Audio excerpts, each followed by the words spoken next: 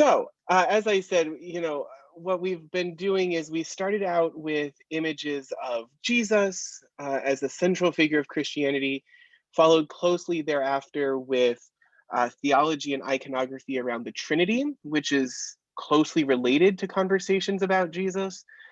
We followed that up with images of Mary, who, but next to Jesus, and the Trinity is probably the most depicted and central figure of Christianity, certainly in the West.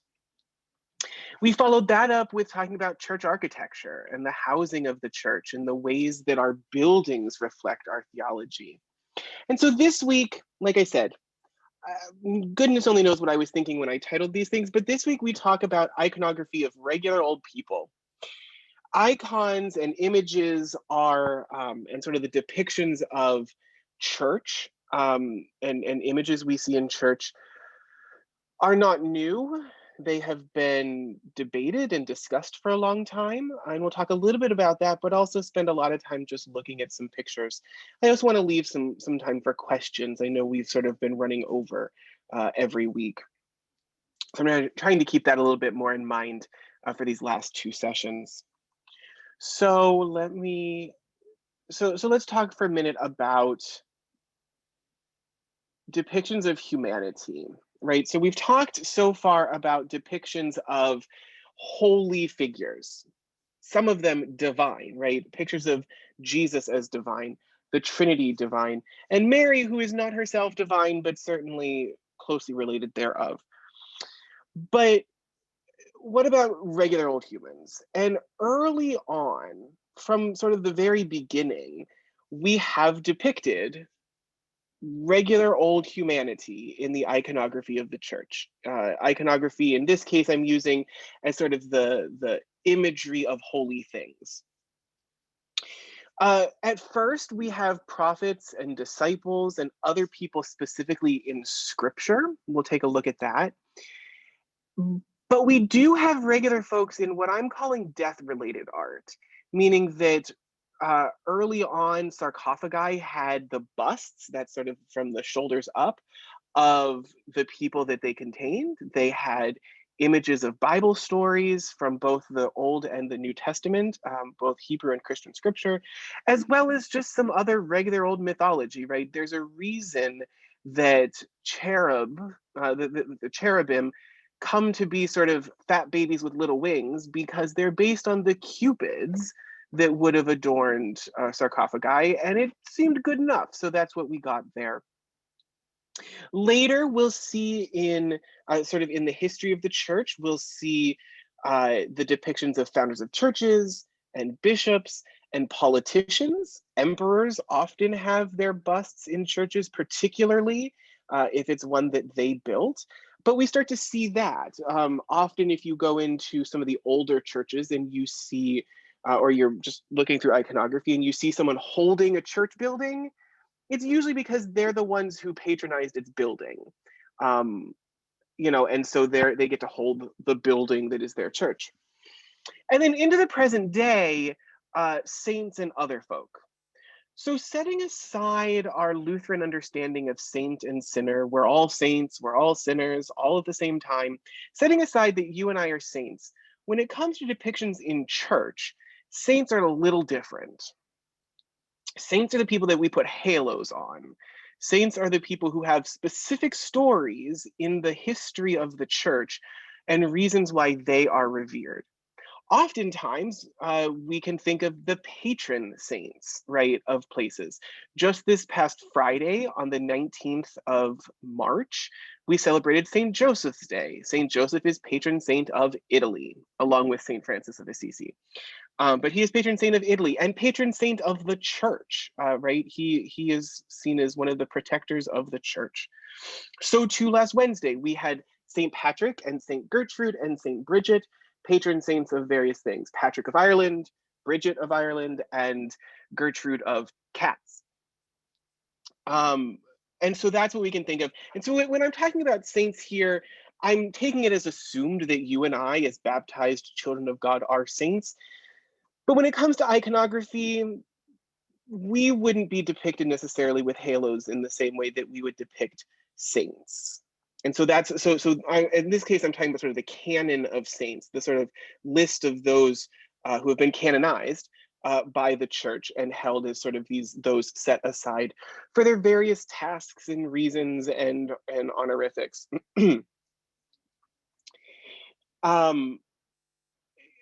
In depicting people, we never really had any reluctance in Christianity.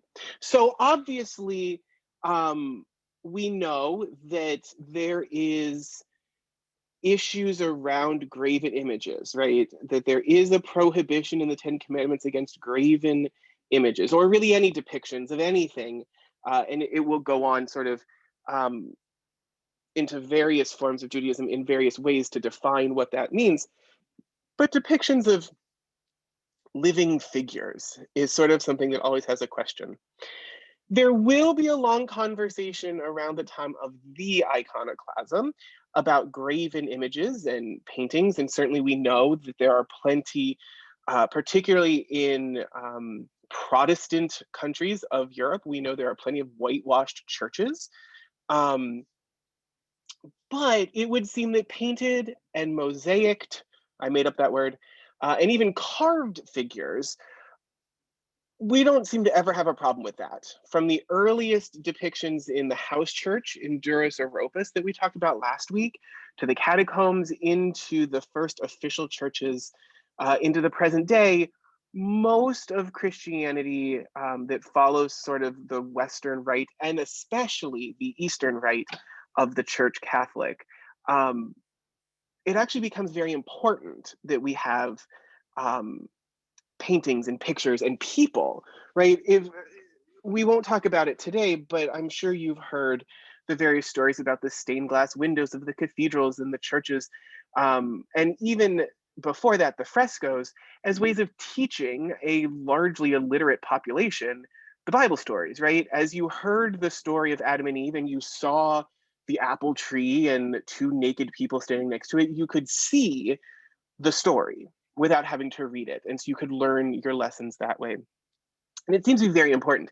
As I said, sort of the iconoclasm is one, and then certainly we see with Protestantism, sort of radical Protestantism, there is sort of this doing away of all figurative anything, and in some cases even crosses, because of this sort of prohibition against graven images. But as with everything else, Christianity kind of picks and chooses what it wants. And in this case, the benefits far outweigh um, the problems, especially as we see it as identity, right? As we're able to see ourselves in the story. Because arguably, the entire point of the incarnation of Jesus is that God comes in ways that humanity can understand. And that means art. So there is some back and forth, as we talked about, with depicting Jesus. We do know that the earliest depictions of Jesus are very human Jesus, right? I have shown elsewhere the first carved image, the oldest image we have of the crucifixion, and it really just looks like Jesus standing with his arms out. There happens to be a cross behind him, but he doesn't even look like he's off the ground. Very human, right? We talked about that a little bit with some of the art from Ravenna.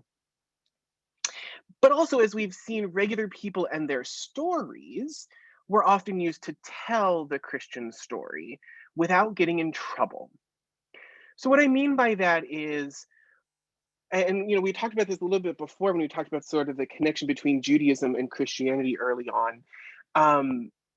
We used, and still do, but used before, a lot of well understood, well used, uh, sort of canonical, meaning that there was a set list of stories to depict and a set way of depicting them from Hebrew scripture well into the early church, right? So that, Jonah, and we'll see this in a little bit, Jonah in the belly of the whale, coming out of the belly of the whale after 3 days in the belly of the whale, will be used as a prefigurement of resurrection because that was a safe story.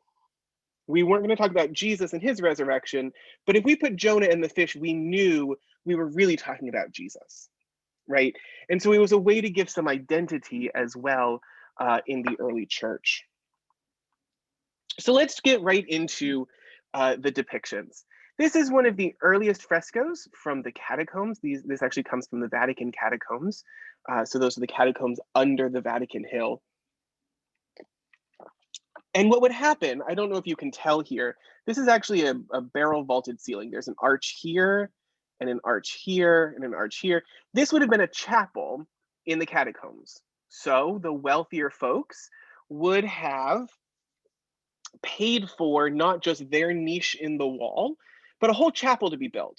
There'd be a place to sit, there'd be an altar, and at least around their death day or their birthday, they would pay a priest to come and say mass. It happens very early on. And so what we know about this space is that that's what this was used for. And we can see a little bit some of the iconography of the church. It's a little blurry because of the way that it looks, but to our conversation on Sunday, Martha, you'll see a lot of birds. Here, right here, I don't know if you can see my cursor, here is a peacock. Peacocks early on depict resurrection, life after death, because the stories were told that when a peacock died, their flesh never decayed. And so their flesh stayed fresh even though they were dead, which is sort of this idea of you're buried, but you will rise again on the last day, right? And so this would have been in the catacombs. As well, we see a chicken over here, which is an early depiction of Jesus, right? Remembering back to how I long to gather you as a hen gathers her brood under her wings, right? This idea of Jesus who sort of gathers all of those vulnerable, but also those who have died while we wait. Finally, up here in the top, and you can just see his legs, but this is a shepherd with sheep and goats, talking about the last judgment. And so the shepherd that comes for the sheep and the goats. What's most interesting, I think, about this is that you see some early depictions of what church looks like. So we know this is wealthy. Here's a person in their sort of togatus romanus, their Roman toga. So we know that this was a wealthier person. Here you see someone in what looks like my chasuble at church, which really was just taken from the traveling clothes of early Romans. It would have been the cloak worn over the toga for travel. And so that's what it looks like here. But most importantly, you see someone praying. This is actually a relatively famous version of this. So this position with the arms out, you've seen me do it in church. I encourage everyone to do it when they pray. This is the earliest form of prayer, one that we took from the Romans. The Romans pray this way as well. Arms out, eyes uplifted, standing up, and most notably, a woman. Showing that early on in the church, at least leading prayer was something that women did. Whether or not it was understood to be ordained ministry or not, there's a little bit of a question there. I think personally, you can see a bit of a stole on her, which would have been an early sign of leadership in the assembly. But certainly we know this is a woman. We know this is a woman praying. And so the idea that a woman would pray predates any of the things we get about priests gotta be dudes. Those largely come around when when the church wants to start controlling. And we've been controlling things ever since. But for here, at least, we can see these early depictions of regular old humans. There's not a saint here, not a saint. Jesus, technically, isn't here. No saints, no Jesus. There's not a cross. What we see is normal people in worship, which, as I said, is part of the way for us to see ourselves in the story. Some assurances from the things in the ceiling, the good shepherd and the chicken and the peacock, but also when I talk about the identity that pictures give us in the early church, we know what this space is for.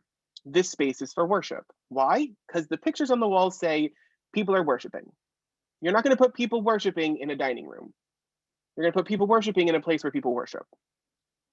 So it helps us with these identifications, and certainly thousands of years later, it helps those of us that are drawn to ancient spaces to try to figure out what spaces were used for. Here's one. This, though it looks to me like three clowns. This also comes from catacombs. This is Shadrach, Meshach, and Abednego in the fiery furnace, and the mysterious fourth figure that shows up. So, a couple things about this one. Regular old folk. Certainly Shadrach, Meshach, and Abednego are no saints. How do we know? Because they're from Hebrew scripture, and we don't saint Hebrew scripture people. Not that they're not holy people, not saying that they're not where they belong. I'm simply saying that out of respect for the fact that saints aren't a thing in Judaism, we don't saint Jewish people. That being said, we know what Shadrach, Meshach, and Abednego because they're three people, fully clothed, standing in a fire. There's really only one story in all of Judeo-Christian scripture about three people standing in a fire. So we know it's Shadrach, Meshach, and Abednego. And what's more, they are free. They are unbound, right? Their hands are waving in the air.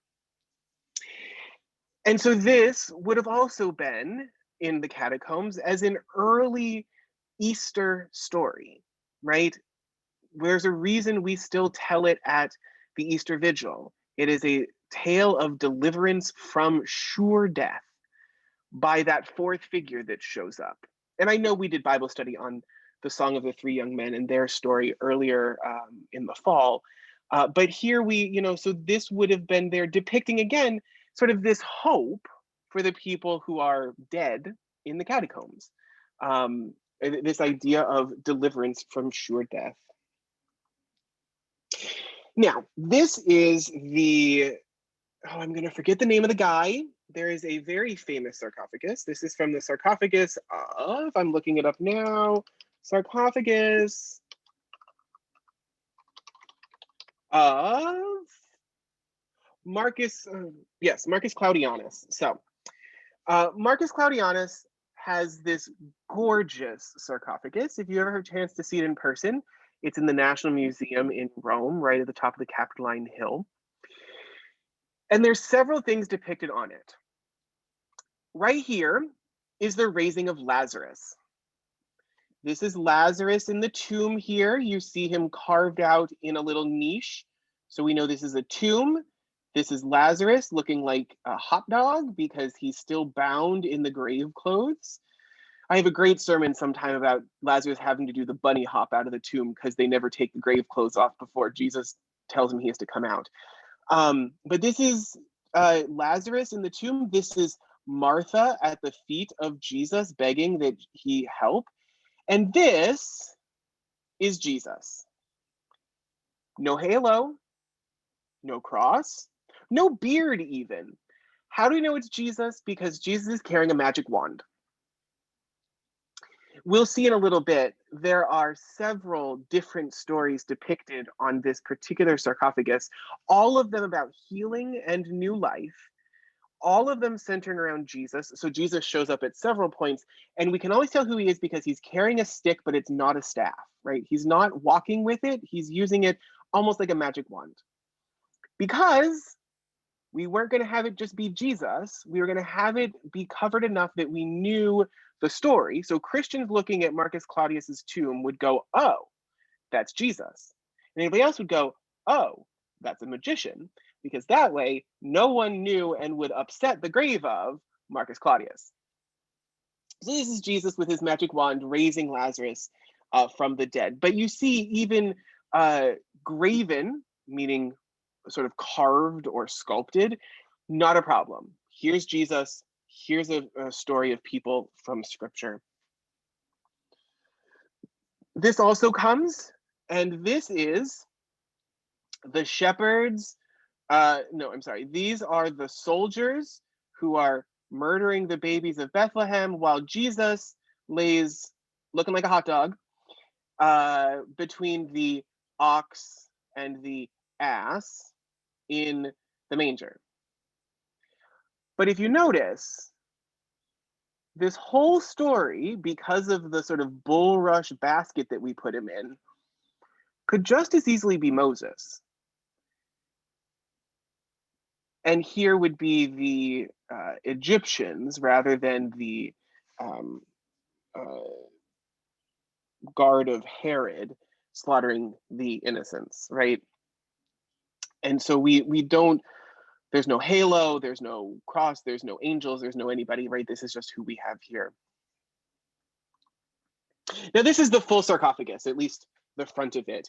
And it's important because this sort of talks about the various stories. So here you see Jesus with his magic wand and Lazarus and Martha here at his feet.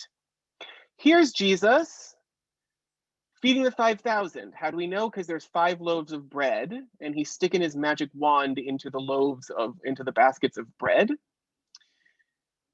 Here is Jesus at the wedding at Cana. How do we know? Because he's sticking his staff into pots of water to turn them into wine. Over here, he's stabbing a blind child in the eyes, restoring sight.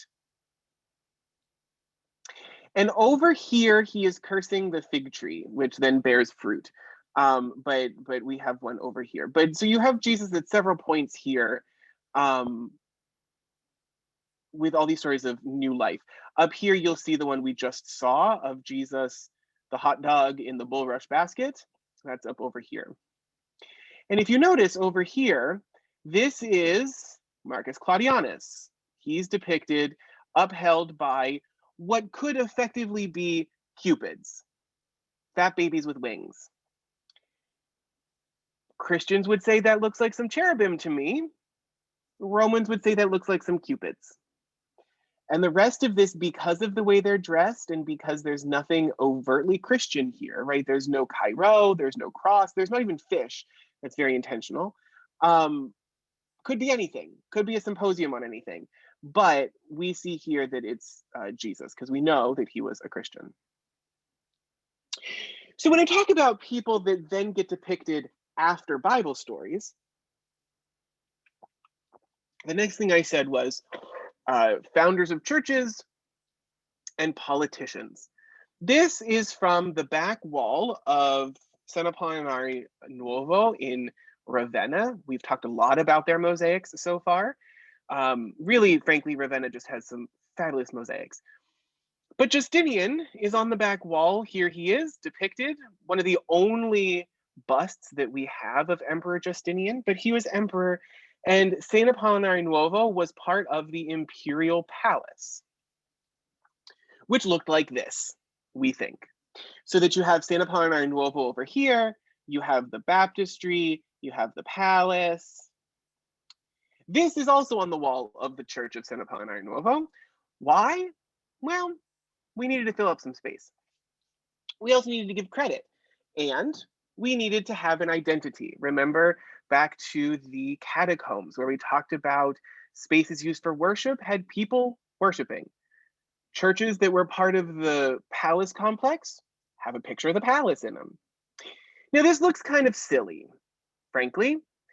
There's a big gold block in the middle arch of the palace, which, by the way, if you notice the central aisle and 2 side aisles, you're getting into the basilica structure we talked about last week.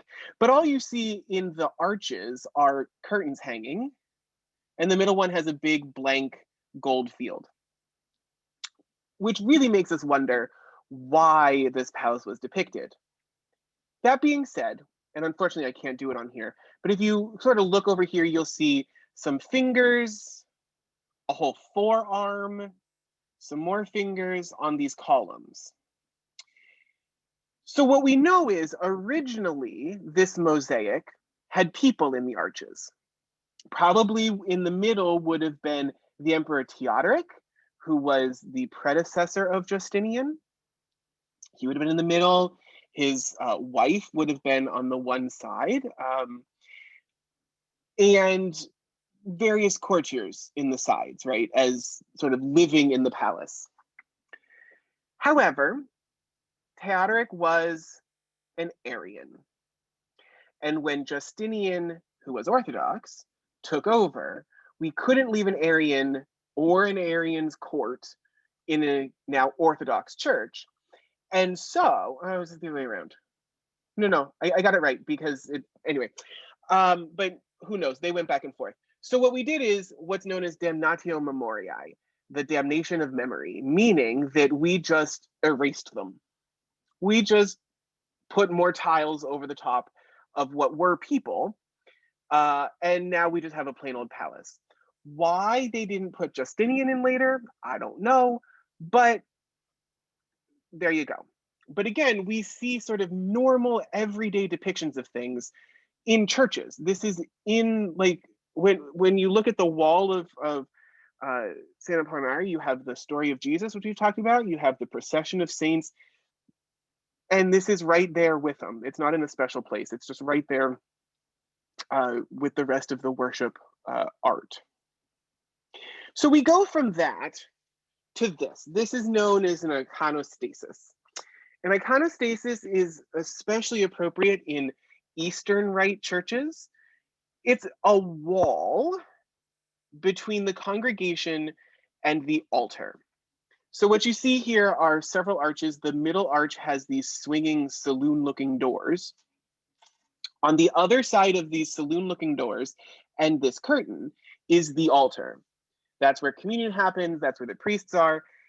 And while scripture is read from outside and while preaching happens in the doorway, communion is consecrated behind the iconostasis. And so this is what people see while they listen to the priest consecrate communion. It's an entire wall full of icons. Icons are a particularly unique style of art in the church, and one that exists into the present day. And people study iconography. Icons, by the way, are written, not painted. You don't paint or draw or color an icon, you write an icon because of the specific kind of art that it is. It's not meant to be realistic. We'll see some ones in a little bit where you can see what I mean. It's meant entirely to draw regular old humans like us, believers, closer to the divine, that we might actually see and commune with the divine. And what that means is that there's a lot of symbolism and, as I've said before, a lot of canonical symbolism, meaning that there are specific ways that certain people are depicted, certain ways that certain ideas come across. So if you look at these paintings, which are these icons, they largely never, very rarely have backgrounds. It's usually much more of a portrait of a person. Sometimes you have backgrounds when you're telling the story of an event, but it's never in actual perspective. And what we might say is early on, the first icons were written before we knew how to draw perspective, which comes around the 1300s. But we know it now, and icons are still written without perspective. But what you see here is not only a specific canon of how people are depicted, but which icons go where. So right here next to the door to the altar, as always, will be Jesus the Pantocrator. Jesus, the one who holds all things, Jesus the teacher. This is the Jesus who is sitting with his fingers up in blessing, holding a book. Usually it says something like "in the beginning was the word," but it's Jesus the teacher. To the other side of the door is Mary Theotokos, Mary the God bearer. Mary here depicted holding baby Jesus, right? Bearing baby Jesus and respected for that purpose. To the further outsides there, here in particular, you have Cyril and I think this is Methodius over here. No, you have the Trinity on one side and you have Cyril and Methodius, I believe that's who those are, who were sort of the creators of the Slovak language. And then you have this whole row here of depictions of stories from the life of Christ. Now I know it's blurry and it's small, I'll tell you what they are. But you can tell just because of the way the figures are. So here I can see that there's little baby Jesus in a cave with Mary. This is the Nativity. Here we have three guys showing up to a house with Mary and baby Jesus. This is the Epiphany. Here's Jesus naked in a blue, on a blue field. This is the baptism. Here's Jesus in the middle with two guys on either side, transfiguration. Here's a whole bunch of people around a table. That's the Last Supper. And it's a little out of order here, but it's over the door to where the altar is, so that as you're focused on what's happening at the table, at the altar in front of you, you also cannot help but see this Last Supper, the institution of that sacrament. To the right of it, you see a guy with a halo on a white horse, Palm Sunday. This is an easy one because you can see Jesus with his arms outstretched. This would be Jesus crucified. Here we see Jesus and a whole bunch of people gathered around him. This is one of my favorite depictions. It's not the resurrection, although it is. There is no resurrection icon on this list. It's not the resurrection. What's more central to Eastern Christianity is what's known as the harrowing of hell, meaning that part of the Christian Apocrypha is that Jesus spends sort of Friday night and all day Saturday in hell contending with Satan and freeing the righteous souls therein.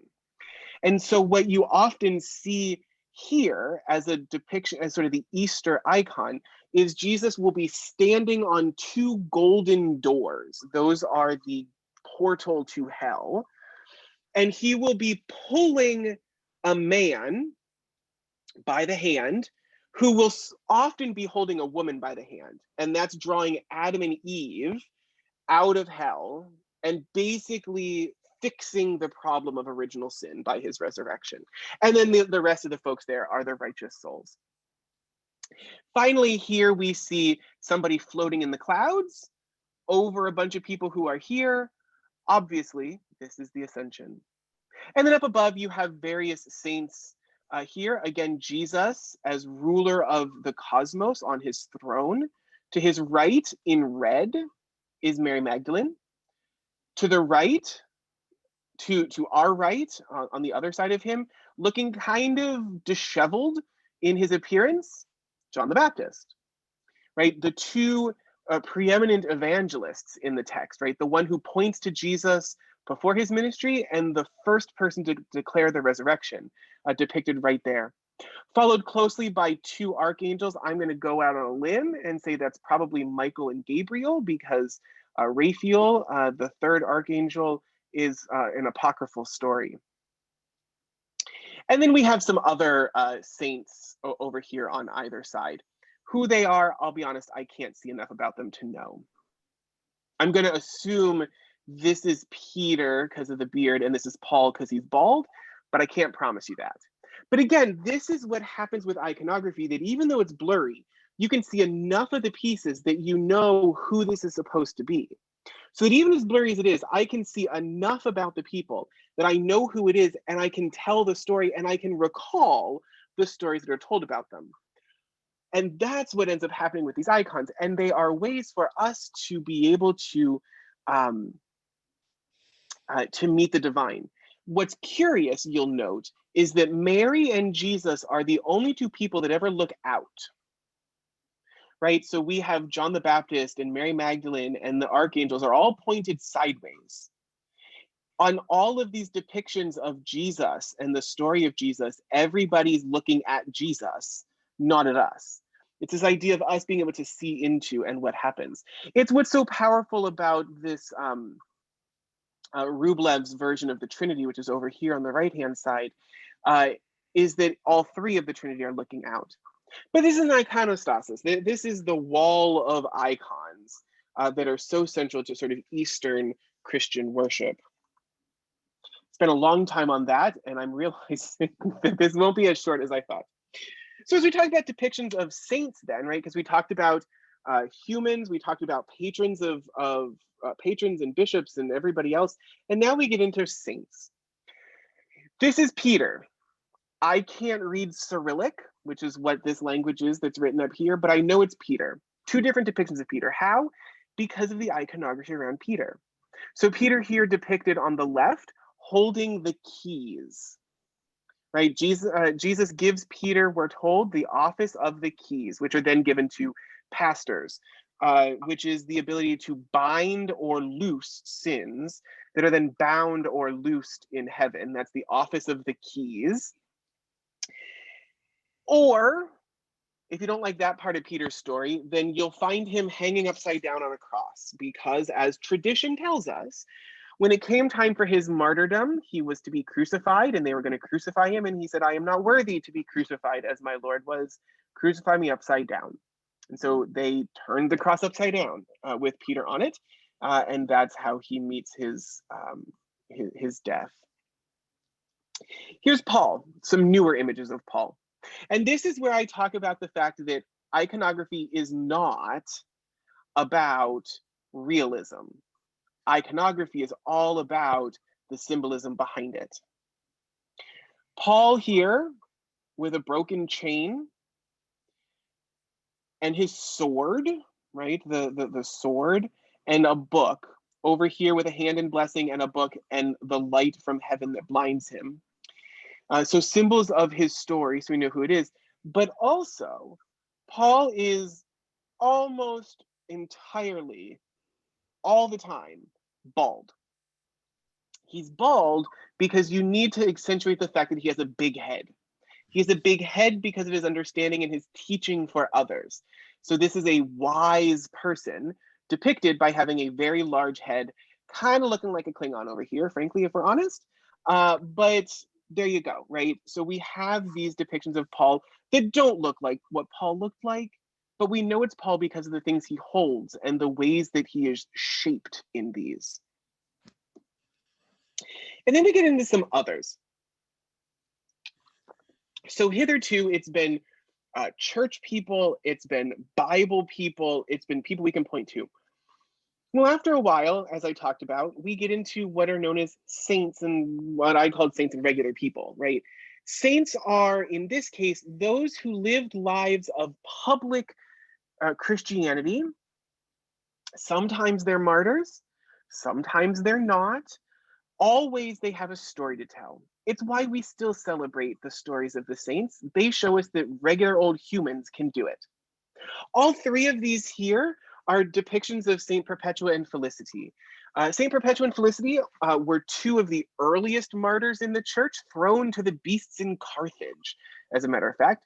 Perpetua was really the one that got in trouble, but Felicitas was her dedicated best friend and servant. Lots of things have been told about St. Perpetua and Felicity, and we'll talk about that in a second. But we do know that what happened is Perpetua was supposed to be married off to a Roman soldier, I believe, soldier or senator. And she said, absolutely not. I will die a virgin dedicated to Jesus first. And that's what happened. She and her companions, we're told, Perpetua, Felicity, and their companions are celebrated on a single feast day. And they were depicted, and so they were eaten by beasts in Carthage. Now, this is our favorite, Saint Apollinare Nuovo in Ravenna. And Perpetua and Felicity are leading the procession of virgins who will lay their crowns at the feet of the Theotokos, who will be at the end of this procession. This is Perpetua and Felicity, one of the earlier depictions of the two of them. Here we see them as two very distinct people. Great, they had their own stories.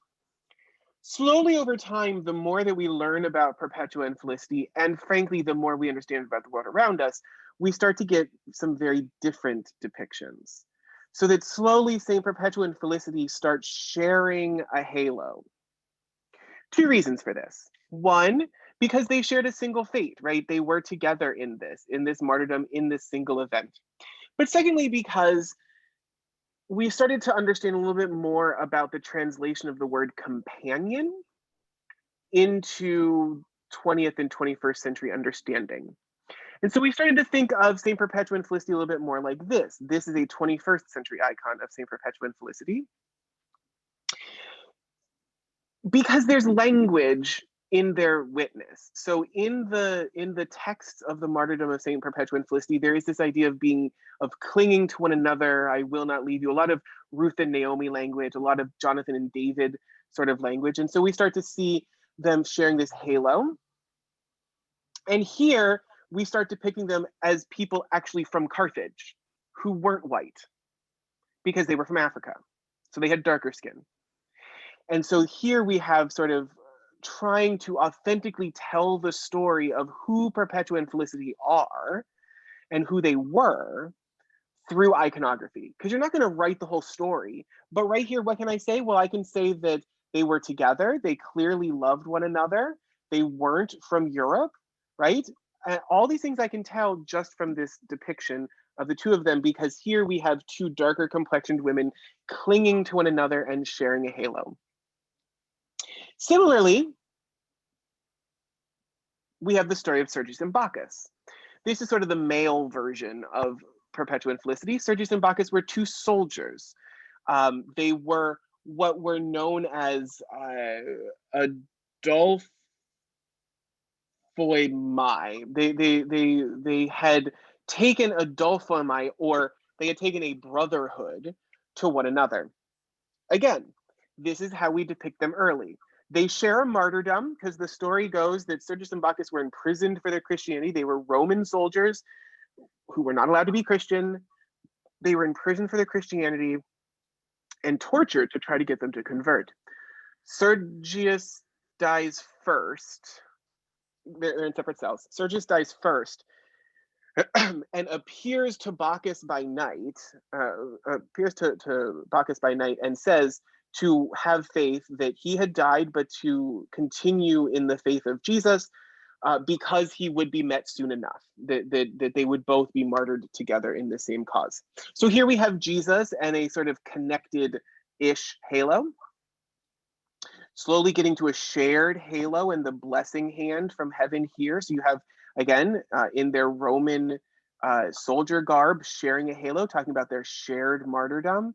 And then you have Sergius and Bacchus over here, a little bit more intentional about this brotherhood that they had taken to one another, which, as we would translate in the 20th century, 21st century, they were as married as two men in the Roman Empire could be, because of this sort of bond that they had taken with one another. But again, you can tell these stories just from little things like, do they share a halo? How are they standing, right? And you can tell these things. Now, here's two early saints who are not, I don't know much about their stories, except I know exactly who they are. This up here is St. Lawrence. They spelled his name wrong, actually. But this is St. Lawrence. How do I know it's St. Lawrence? Because St. Lawrence is holding a grill. How do I know St. Lawrence is holding a grill? Because the story of St. Lawrence is that he is martyred on a grill. He's one of the early martyrs of Rome, who was, again, as always seems to be the story, tortured to try to get him to convert back to sort of the Roman religion. And so he is chained to a grill and placed over a fire. And when they ask him, does he recant? Will he convert? He says, no, but I think I'm done on this side. You should flip me over. And so they flipped St. Lawrence over and he dies by fire on a grill. So how do we know it's Lawrence? Because he's holding the palm of martyrdom and his means of death. Here we have St. Agnes. I'll be honest, I have no idea what the story of St. Agnes is. I have no idea why we continue to keep her on the list of saints. I do know that she is the first woman, when you go through the Roman hagiography, the Roman list of saints, and you do the entire litany of saints, Agnes is the first woman named. She's one of the first woman martyrs. She dies a virgin. She is patron saint of virgins. And how do I know it's St. Agnes? Because here there's no words anywhere. So it's not even like I'm reading a foreign language. How do I know it's St. Agnes? Well, she's receiving the crown of martyrdom. She has a tiny little halo over her head, and there's a lamb. St. Agnes's symbol is a lamb. Why? Did she die by stampede? No. she's depicted with a lamb because early on we get very confused between Agnus and Agnes. Agnus being Latin for lamb, Agnes being her name. And so we kind of just make it the same thing. We also want to think about the white fleece and the purity and the I am Jesus little lamb idea of her dying a virgin. But why is it connected to her? Largely because her name's Agnes and the Latin word for lamb is Agnus. And we thought that was funny. And then we get into some of the more beloved saints. So here's Clare and Assisi, here's Clare and Francis of Assisi. Now you probably know St. Francis. St. Francis is over here on the right-hand side with three depictions. One, the very famous Van Eyck, which is in the Philadelphia Museum of Art, which is the depiction of a story from the life of St. Francis when he has this vision of the seraphim holding up a cross and he receives the stigmata, which is the 5 wounds of Jesus visibly on his skin. Down here we have a depiction by Giotto. This isn't Giotto yet. But here we see a depiction of Francis preaching to the sparrows and the birds, right? Part of the sort of story and myth of St. Francis is that he preached for hours on end and the sparrows stayed and listened until he dismissed them.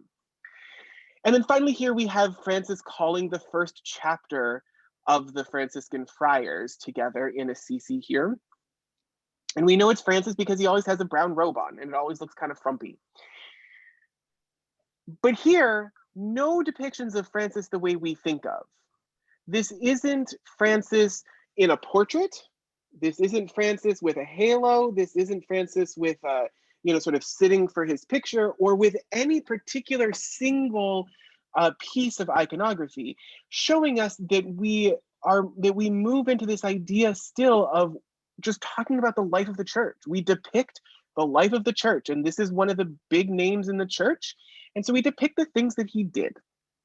That being said, we have Clare of Assisi over here, who I have to say, I'm always very sad because poor Clare, I think, kind of gets stuck next to, I feel like she kind of gets just stuck as sort of the tag along to Francis, right? Because she tags along and first tries to join his order, then starts her own order of Poor Clares. But she does far more for Assisi than Francis does, because Francis spends a lot of time getting a bunch of guys together who are now going to beg off of the rest of Assisi to eat and drink and have shelter. And then he goes off and is talking to people in Rome and all over the countryside. And so he's from Assisi, but Clare does a lot for Assisi because she starts an order of cloistered nuns, which means that they're sort of stuck in lives of prayer. She's the first abbess of the Poor Clares. How do I know? Because she gets a bishop's staff. She's not a bishop, but as abbess of her order, she does have authority like a bishop, and so she gets her abbess staff. Also, you'll see here she's depicted holding a monstrance. That's a holder for a large host from communion. So this would have been a consecrated host from communion in a monstrance. Why? It's also wrapped in cloth. Why? Because the biggest story about St. Clare of Assisi is that plague came to Italy. It was slowly creeping closer to Assisi. And Clare stood on the ramparts of Assisi holding a monstrance until the surrounding countryside was healed to keep the plague away and Assisi was spared the plague. Did it really happen? Who knows? But it's such a famous part of the story of Clare that she's often depicted with this monstrance. Additionally, we see her up here with her book. She started her order. And here in both of these pictures, she holds her lilies, showing that she died a virgin, because it's white. And white equals purity and purity equals virginity. At least that's what that's sort of how the church talks about it. And so here we know these things about the story of Clare just from these pictures. Finally, we get into the conversation around graven images. So here you talk about sort of the cross of San Damiano. The cross of San Damiano here is very famous from being from Assisi. And so what ends up happening is this is the cross hanging over the altar in the church of San Damiano, way out in the countryside outside of Assisi, where St. Francis flees when he's so disillusioned with his life of privilege. And while kneeling there in prayer, this crucifix speaks to him and says, "Francis, restore my church." Kind of confused, not super religious at the time, Francis starts to physically rebuild the chapel of San Damiano, which will be very important to him for the rest of his life. He'll actually build a hermitage next to it. That being said, shortly after his death, the cross is taken and left in the Basilica of St. Clare in Assisi, so the poor Clares tend to it now. And inside, and what ends up happening to the little chapel of San Damiano is that an entire basilica is built over it. Very much not what St. Francis would have wanted, but what the church needed. But the conversation around this is that this is a crucifix. It's free form, it's shaped like a cross, but it's painted like an icon. It's not 3D. What you have here is Jesus with some angels who are holding chalices underneath each of his hands, who are collecting the blood that's dripped there into their chalices. You also have then various people standing by. So you have Mary Magdalene. How do we know? Because she's wearing red. Who's over here? This is John and Mary, because Jesus is going to give Mary into John's custody. Excuse me. Up here, you have the risen Jesus showing up to the disciples in the upper room. That's why it's above the crucifix. And so you end up with an icon and a cross all in one, which largely fixes the issue of graven images. Now, talk about graven images.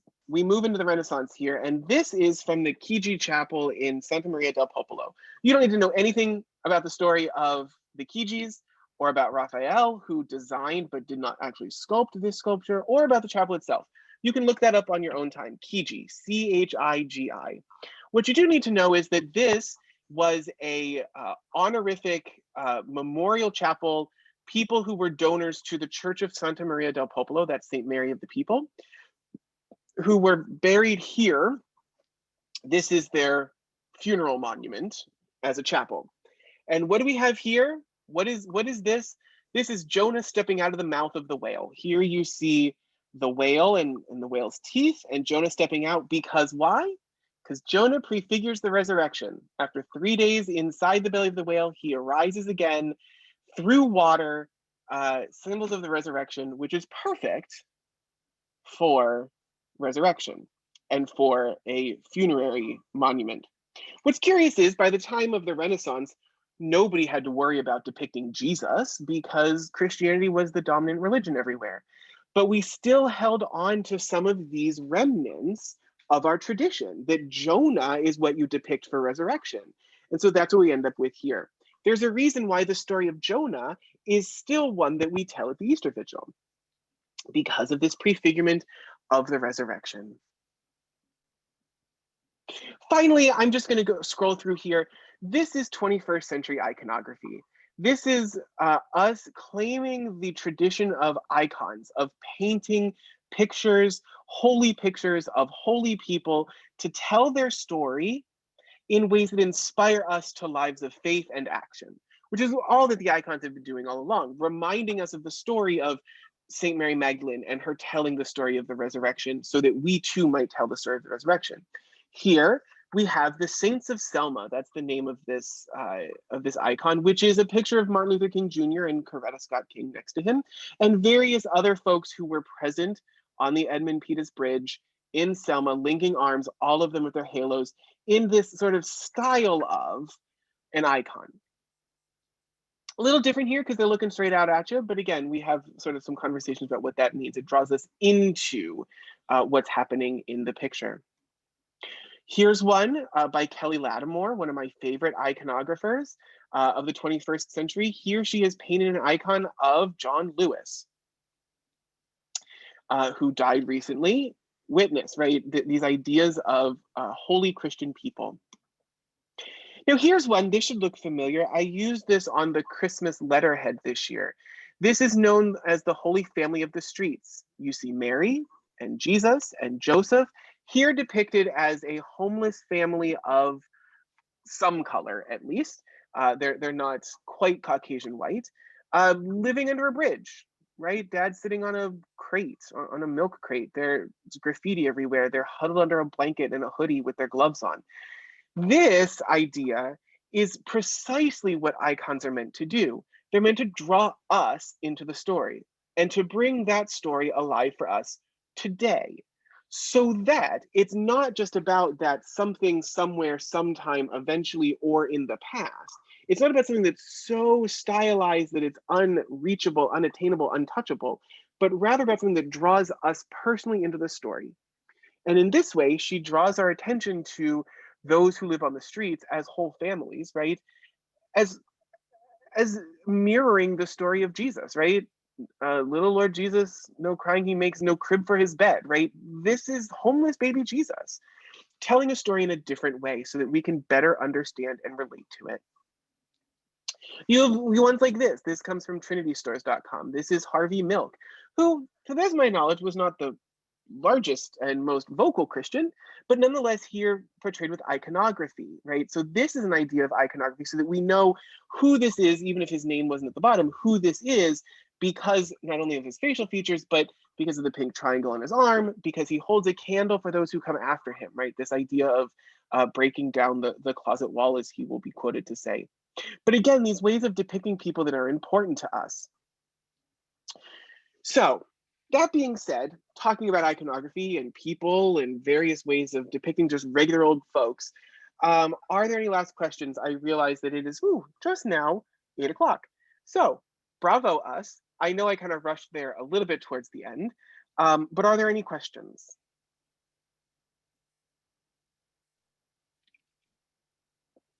Love the contemporary icons. And thank you for reminding us we don't paint them, we write them.